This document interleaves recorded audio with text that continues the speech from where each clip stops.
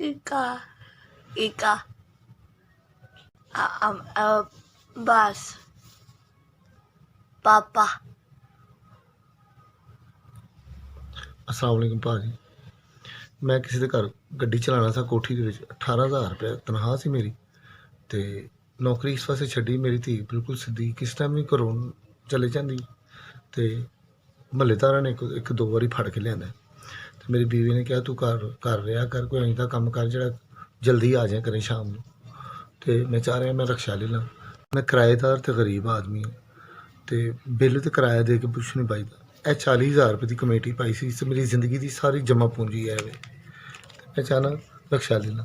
तो जिथे मेरे ते मेहरबानी कर दो जो मैं रक्षा लै दो यही पैसे ने मेरे को जे खाधे गए घर तो मैं कितों लवांगा। मैं ना अगे जोगा रहांगा ना पिछे जोगा नौकरी तो जी मैं छड़ छड़ी आ गई है रक्षा यदि मेरी 70,000 से गल हुई भावें मेरी गुंजाइश ही नहीं कोई ठीक है मैं शर्मिंदा ना बार बार करो बंदा अच्छा नहीं लगता। भावें मैं अगे उन्होंने प्यार मुहब्बत ना मारे जी सन तो उन्होंने मैं अगे 85-80-85 हज़ार का रखा तो उन्होंने मैं 70,000 रुपया करता।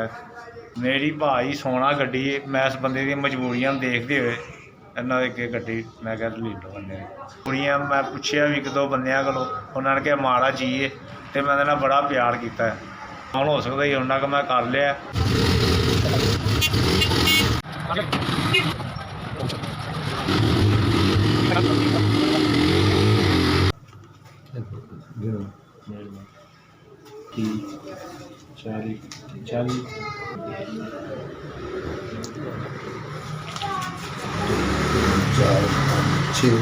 चाली पहले जिदा की है।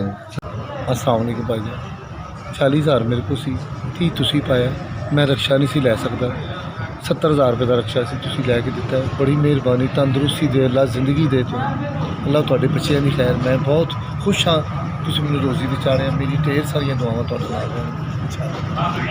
अल्लाह दे हुक्म नाल ते मैं इंशाअल्लाह तुहाडे वास्ते दुआवां करदा रहांगा जिस तरह मेरी गड्डी चलेगी बच्चे रोटी खाणगे तुहाडे वास्ते ढेर दुआवां करांगा।